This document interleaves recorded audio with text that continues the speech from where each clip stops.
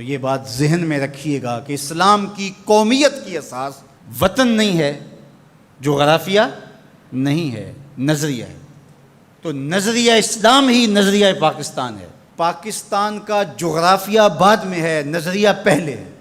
دنیا پہ ملک پہلے بنتے ہیں، پھر دیکھا جاتا ہے کہ اس کا نظریہ کیا ہوگا، آئیڈیالوجی اس کی کیا ہوگی۔ لیکن پاکستان کا مطلب کیا؟ لا الہ، یہ نعرہ پہلے گونجتا ہے اور پھر ملک حاصل کیا جاتا ہے۔ تو یہ ایسا ملک ہے جس کا نظریہ اس کے جغرافیے سے مقدم ہے۔ دنیا کے اوپر ایک اور ملک بھی ہے جس کا نظریہ اس کے جغرافیے سے مقدم ہے، بلکہ اس کا جغرافیہ ابھی تک متعین نہیں ہے، وہ اسرائیل ہے۔ وہ یہودی نظریے پہ قائم ہوا ہے، اس کا نظریہ پہلے تھا اور جغرافیہ اس کا ابھی تک مکمل نہیں ہے، اس کی کوئی سرحدات متعین اور طے شدہ نہیں ہے، ہر سال پھیلتی ہیں۔ چونکہ ان کا نظریہ غالب ہے اور وہ نظریہ یہود کے اوپر اس ملک کو حاصل کرتے ہیں، اس ٹکڑے کو حاصل کرتے ہیں، پھر اس کے بعد اس کا جغرافیہ پھیلنا شروع ہوتا ہے۔ آج بہت شور ہے کہ عربوں نے تسلیم کر لیا اسرائیل کو، اور بعض دانشور ہمیں بھی یہ مشورہ دیتے ہیں کہ پاکستان کو بھی یوں کر لینا چاہیے۔ جب عربوں نے کر لیا، ان کی ہمسائیگی ہے، ان کا مسئلہ ہے، ہم کیوں نہ کریں؟ تو یہ بات ذہن میں رکھیے گا کہ یہ عرب ریاستیں جو بنی ہیں، یہ نظریے کی بنیاد پہ نہیں بنی، یہ لسانی بنیادوں پہ کھڑی ہوئی ہیں۔ جب سلطنت عثمانیہ کو توڑا گیا تو اس وقت یہ بت تراشا گیا اور عربوں کو کہا گیا کہ یہ اجمی ہیں ترک اور تمہارے اوپر حکومت کرتے ہیں اور تم عربی النسل ہو۔ وہ لارنس آف عربیہ 4000 جاسوس لے کر کے بظاہر آثار قدیمہ کی کھدائی کے لیے آیا تھا، لیکن اس کا مقصد تو کچھ اور تھا، اور کس طرح ان کے اندر عصبیت ابھاری، یہ مکر تھا تاکہ مسلمانوں کو ٹکڑیوں میں بانٹ دیا جائے۔ اقبال نے اس کو بت کہا ہے۔ یہ بت کہ تراشیدہ تہذیب نوی ہے، نئی تہذیب کا تراشا ہوا یہ بت ہے۔ یہ بت کہ تراشیدہ تہذیب نوی ہے، غارت گرے کاشانہ دین نبوی ہے۔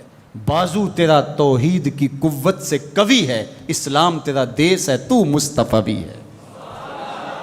نہ عربی، نہ اجمی، نہ گورا، نہ کالا، تیری پہچان یہ ہے کہ تو مصطفی ہے۔ تو یہ وہ شناخت تھی جو امت کی وحدت کی ضمانت بنتی ہے۔ تو آج اگر کسی ایک ملک نے تسلیم کر لیا ہے اور کل دوسرا ملک تسلیم کر لے گا، لیکن میں آپ کو ایک بات بتاؤں اور وہ غور سے سن لو، وہ یہ کہ ساری دنیا بھی اسرائیل کو تسلیم کر لے، پاکستان تسلیم نہیں کرے۔ وہ کیوں؟ اس لیے کہ ہماری اساسی نظریے کی ہے، ہمارا وطن بنا ہی دو قومی نظریے کی بنیاد پر ہے۔ تو اسرائیل بھی اپنے یہودی نظریے پہ کھڑا ہے اور وہ عالم اسلام کو کھا جانے کی سازش کر رہا ہے، ہم ایسا نہیں ہونے دیں گے انشاءاللہ۔ اور پاکستان بھی اپنے اسلامی نظریے پہ کھڑا ہے۔ یہ الگ بات ہے کہ 73 برس بیت گئے اور منزل انہیں ملی جو شریک سفر نہ تھے، اور باغ دوڑ ہمیشہ ان لوگوں کے ہاتھوں میں رہی جو اس ملک کو نوچتے رہے۔ گدیں، یہ ڈاکو، یہ لٹیرے جنہوں نے ملک کو لوٹا، دونوں ہاتھوں سے ہمارے وسائل نے چھوڑے اور ہماری نظریاتی اساس کے اوپر کلہاڑے چڑھائے۔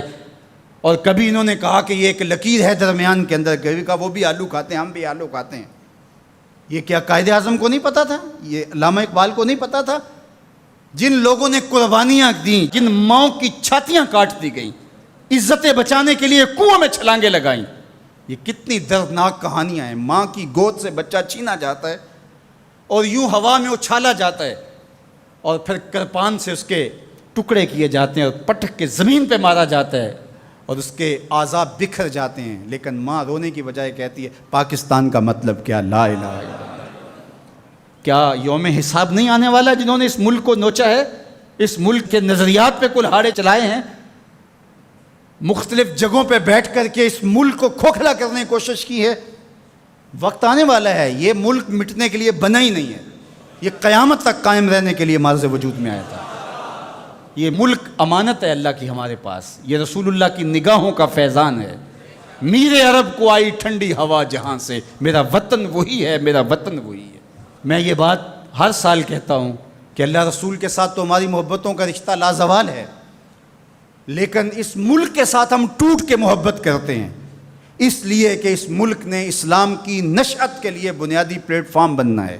پاکستان سرخرو اور بامراد ہوگا، اللہ ایسے رجال یہاں سے پیدا کرے گا۔ بس آپ اپنے حصے کا کام کریں، جو آپ کی ذمہ داری ہے اس کو نبھائیں۔ جمعۃ المبارک میں حدیث پاک میں ہے کہ ایک ایسی گھڑی ہوتی ہے جس میں ہر دعا قبول ہوتی ہے۔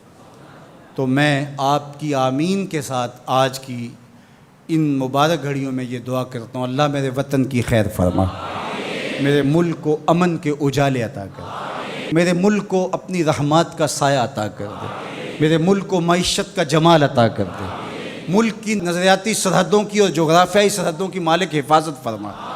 اللہ جو اس ملک کو میلی نظر سے دیکھے اس کو خاصر و برباد کر دے۔ پاک فوج کی قدم قدم پہ حفاظت فرما، پاکستانی قوم کی خیر فرما۔ ایک نعرہ بلند کر دیجئے اپنے جذبوں کے اظہار کے لیے، نعرہ تکبیر، نعرہ رسالت، اسلام، پاکستان کی محمد سے وفا تو نے تو ہم تیرے ہیں، یہ جہاں چیز ہے کیا لوح و قلم تھے۔